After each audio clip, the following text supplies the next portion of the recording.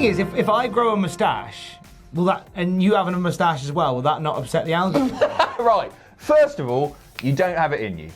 Second, this is your job that's on the line. If you upset the algorithm, you're out the door, pal. I've got plans. I can put up another billboard. No problemo. You're screwed, mate. Go back to radio, me. Travel next. Here's some news.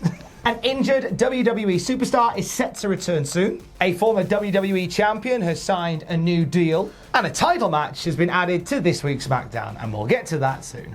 Sending bestest wishes to the goddess Alexa Bliss, who has been on the shelf for a little while, hasn't she, Adam? That's right, we've not actually seen Alexa Bliss compete in ring action since Hell in a Cell when her and Nikki Cross dropped the tag team titles to the Kabuki Warriors.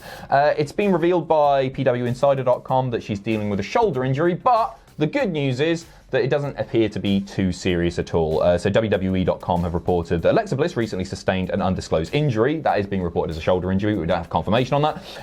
As first reported on WWE Backstage on Tuesday. However, the ailment is minor and she is expected to return to action soon. I love Bliss. I really, really like her. I would say that she is one of the best wrestling characters of the last 5 years or so. I'm a big fan.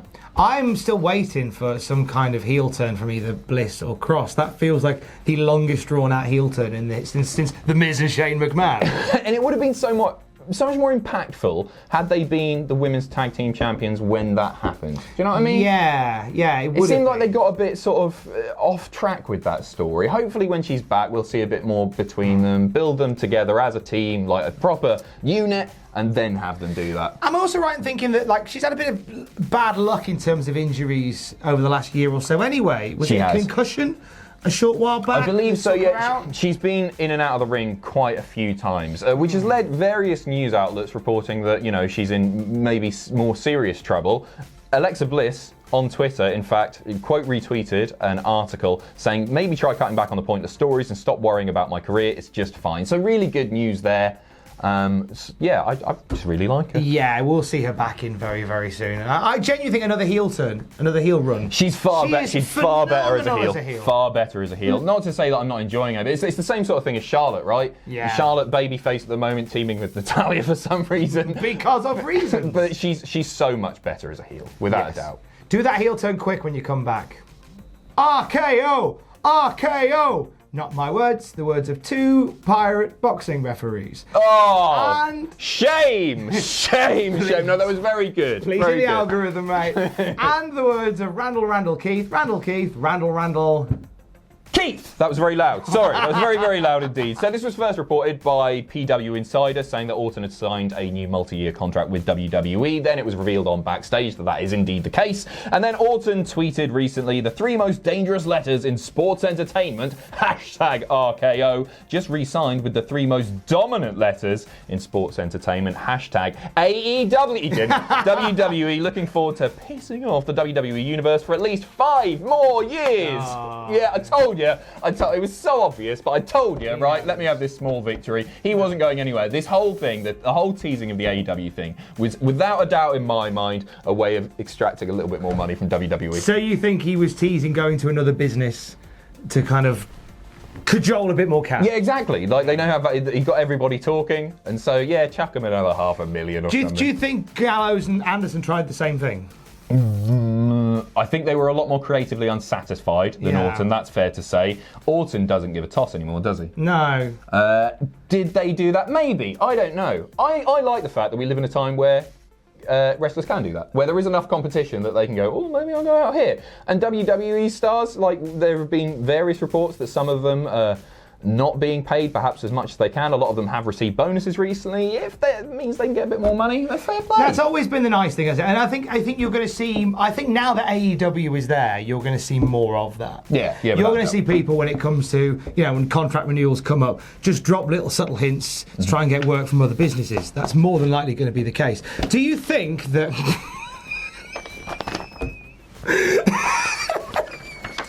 Where did that come from? I love you, Brian, but you're not having him. You're not having him. Where did that come from? Right, that's... I don't know where that came from, mate. You printed these notes off. Someone's not getting a Christmas bonus. Carry on. Randy Orton would not have been a strong fit in AEW. No, I was thinking That's about the this. thing. I was thinking of dream matches involving Randy Orton. Yeah.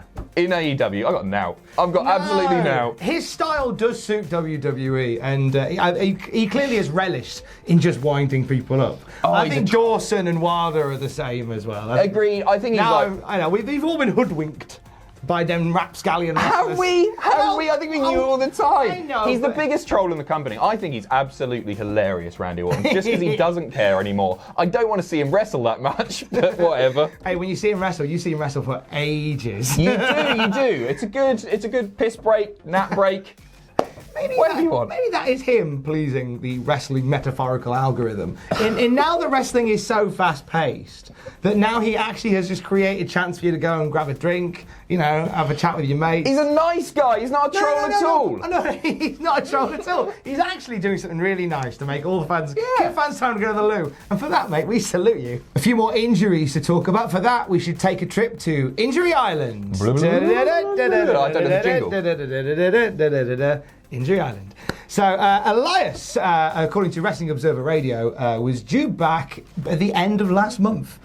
We haven't seen him yet, which means, according to Dave Meltzer, it could be any day now. Yes, absolutely. Yeah, he mentioned yesterday. I remember being told that Elias would be back by the end of October. We've already passed that, so any day now, as you say. So yeah, I don't know. He's not somebody that I miss especially on WWE TV, but he's certainly somebody that has a place on the show. I find his segments generally entertaining. Maybe they're growing a little bit old. It's just him being interrupted. Is that going to be his gimmick forever? I don't know, but I quite like the guy. Yeah, I think that his gimmick is stronger than his wrestling ability. I agree. I was thinking about this. IMHO. On the main roster, and even in NXT, actually, I can't think of a match that really stands out from Elias. But as a character guy, as a guy he's really valuable for house shows, for example. If you need a heel to come out, upset the crowd, he's really, really good at that. And then he gets some comeuppance, and the crowd go home happy. He definitely has a place. And he's a bloody nice bloke. Interviewed him, a year ago now. Oh! Really nice. Oh, boing. What did you ask him? Will you follow me on Twitter? And he said, no, I won't. Absolute pro. What does he smell like? He's a good. Not only is he a very handsome man, you don't maybe see it as much on TV, but in person, he's quite striking. What did he smell like? What did he smell like? I get the impression that he has like a bit of like an oaky cologne. He's a cedarwood guy, isn't he? With a bit of tobacco, maybe. He's not a smoker, but a bit of tobacco infused in his oil, his beard oil, without a doubt. Tobacco beard oil, I think. He probably smells a bit. He smells a bit like a lumberjack, I reckon, but a lumberjack on a night out. What do you think Elias smells like? Comment below! Please, the algorithm! Get the cat excited! Other return from Injury Island is NXT's Whackin' Wild. Whackin' Wild. It's Whackin' Day. Yeah, this is great. So he's the former DJZ, of course. Really talented guy. I think, with the news that Full Sail is going to be home to 205 Live, I think there's a good fit for him. I looked him up on Wikipedia. And he's like hovering around the 200 mark, so I think, yeah. Oh, he'd be so good on 205 Live. I'm a big fan of DJZ's work in TNA/Impact Wrestling for a long, long time. So we look forward to seeing him back from his broken orbital bone, which he had over the summer. It's pretty serious, that. Yeah, but he's back. He's coming back, baby, coming back. Welcome back. And that concludes our trip to Injury Island. Don't get hurt. And Finalama, a match that was cancelled as a result of Saudi Arabia, is now happening on Friday. Here's Adam Chiabata to tell you about it. Come Bellend. Yeah, that's right. The Revival will be taking on the New Day in a SmackDown Tag Title match this Friday.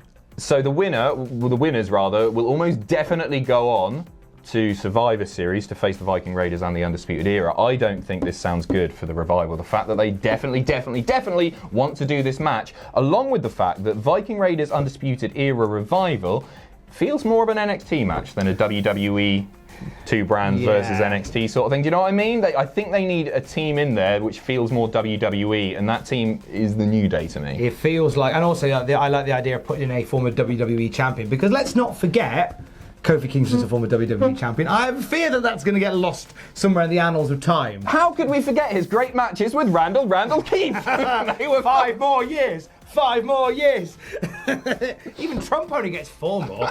But it's so Big E and Kofi Kingston in that match, I think it'd make good sense. It's same for the Revival, but they'll pick them back up down the line. It hasn't happened yet. We're maybe speaking too soon. I hope I'm wrong. No, I don't. No. They're going home. It's going to be a great match, whatever. But yeah, the Viking Raiders versus Era versus Revival, to me, it reeks of yellow.